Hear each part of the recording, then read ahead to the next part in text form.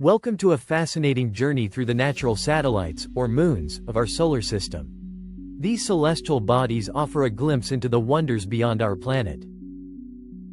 Natural satellites are objects that orbit planets, held in place by the gravity of their host planets.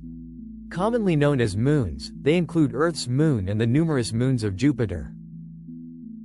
Our solar system boasts over 200 known natural satellites, with most orbiting giant planets and fewer around terrestrial ones.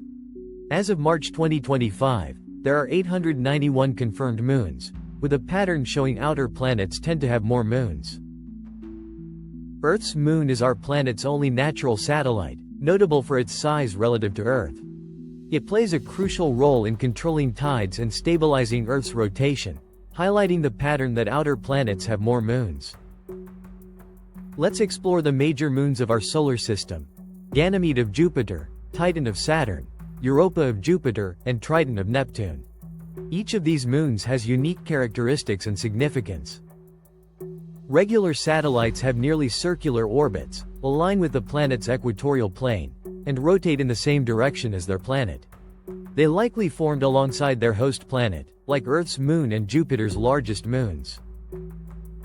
Irregular satellites have highly elliptical orbits, tilted orbital planes, and often move in retrograde motion.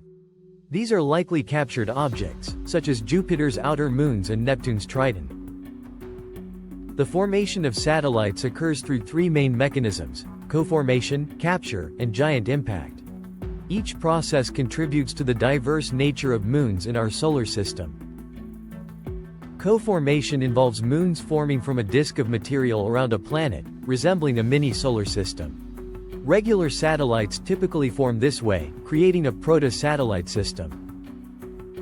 The capture mechanism occurs when objects pass close to a planet and are pulled into orbit by gravity. This process is responsible for the formation of irregular satellites.